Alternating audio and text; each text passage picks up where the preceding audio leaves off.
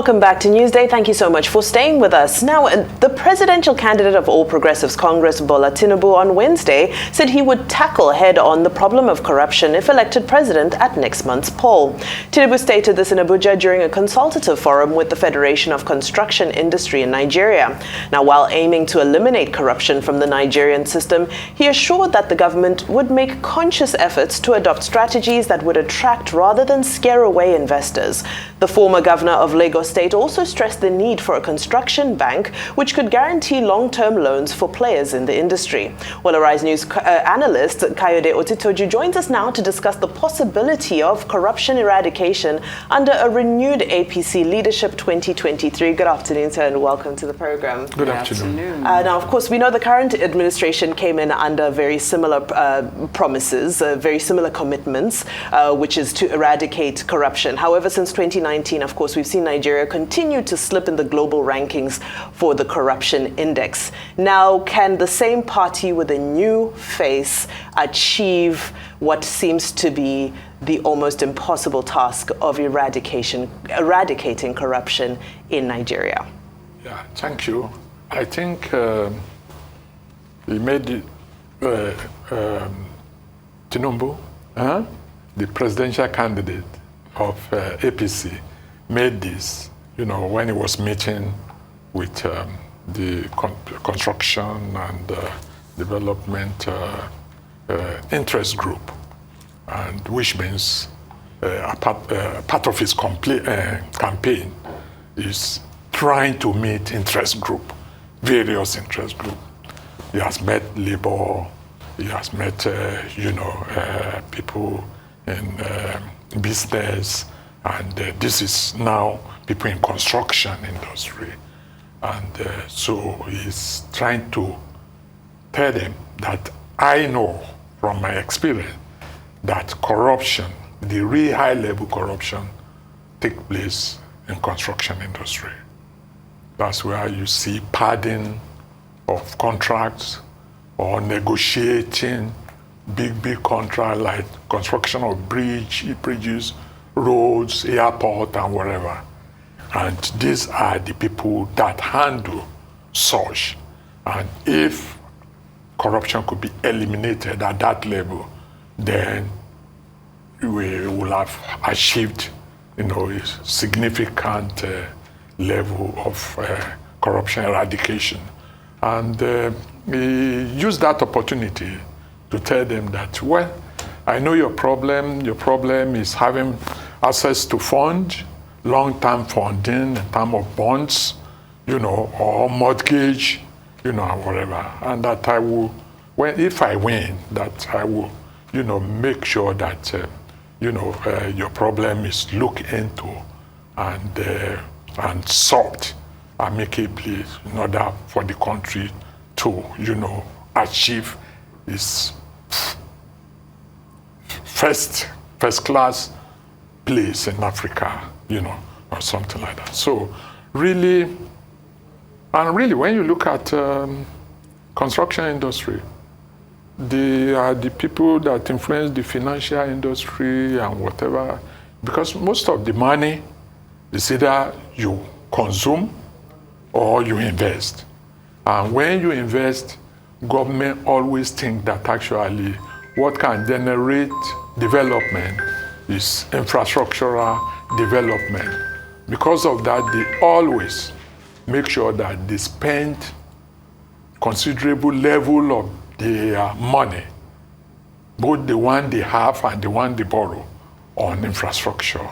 And in the course of developing infrastructure, is these people in the construction industry that handle the work, the process of, though the government has to come in the area of tendering, contract procedure, and due process, And the people too, they have their own demand from government.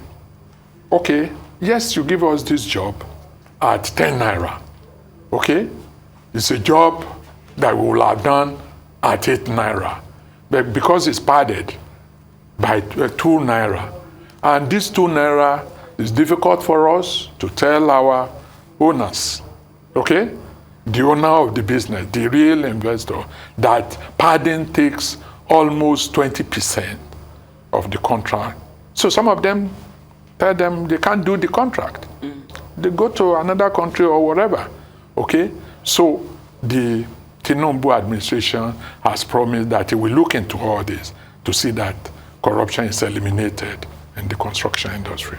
Well said. Now, another thing that was mentioned was the construction bank. Okay. Now, in terms of the role that the government would play, he only mentioned that that would be in terms of policy.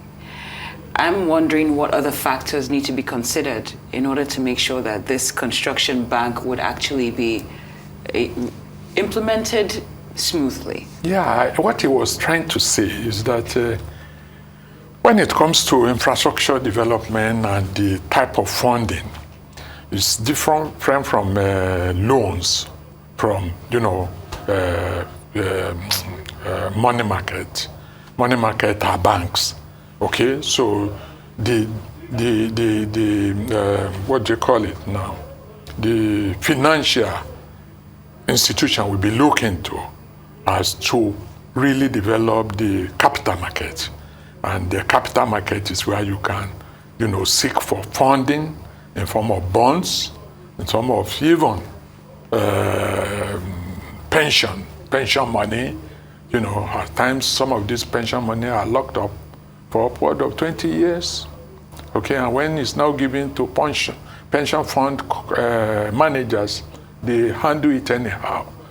If government can promise to look into this, to see that actually the development bank is created or monitored, I think there is a infrastructure. There is one of the development banks or infrastructure banks that was created about 4 years ago.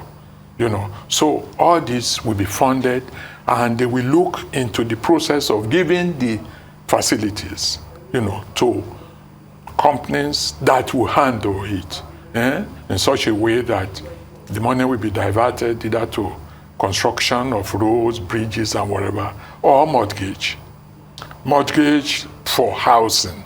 Okay, and that was why he mentioned the name of Fashola, that Fashola did very well and is still doing very well in the area of housing and road infrastructure, construction, and, so, and which means that if he comes in, it's very likely that Fashola will still continue with that area, because it's someone that identifies, a speciality and ability to perform. Once he spots you, like the guy he used as commissioner of finance when he was in Lagos is now the due process, director or whatever, or, at Federal. That's Akabuese, budget and whatever. So once he sees you as someone who can perform, he doesn't want to know where you come from. He follows you and gives you bigger responsibility. All right. Some people may argue that the reason why the status quo in Nigeria, for example, you look at the construction industry, let's look at corruption broadly, right?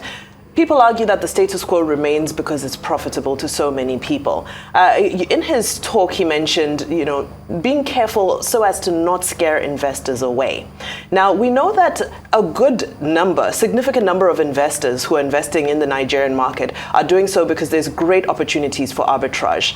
How is it feasible? Is it realistic for these things to be balanced? Because it's not like past leaders haven't had the intention to do so. It's not that they don't know where the loopholes are, but it's a very delicate balancing act. Now, is this something that's feasible? Is this something, or should we just accept that there will be more loopholes created and we live around it? I think some of these things depends on the person at the end of affairs. And if when you haven't really assumed the office, you already knows the pros and cons and things that, deter people from doing things based on what acceptable, standard, okay? And you discuss it and you give them your words. It means people like Julius Berger and whatever, those big, will know that actually they are going to work under, an investment climate that will guarantee the payment for their job, okay, and the standard too, So I think now talking of corruption, in other spheres, if you ask me to move to that, then we will be moving from the news of today that I'm supposed to analyze. And I don't want to do that. Let's narrow it to this particular topic and the topical issue that is being discussed, which is looking at the construction industry, the mortgage, then the source of capital for long-term, projects. We have about 45 seconds, and I'm told I can't ask you any more questions, but thank you so much. All right, news analyst, Mr. Kayode Otitoju, we appreciate your time and analysis as always. Thank you so much.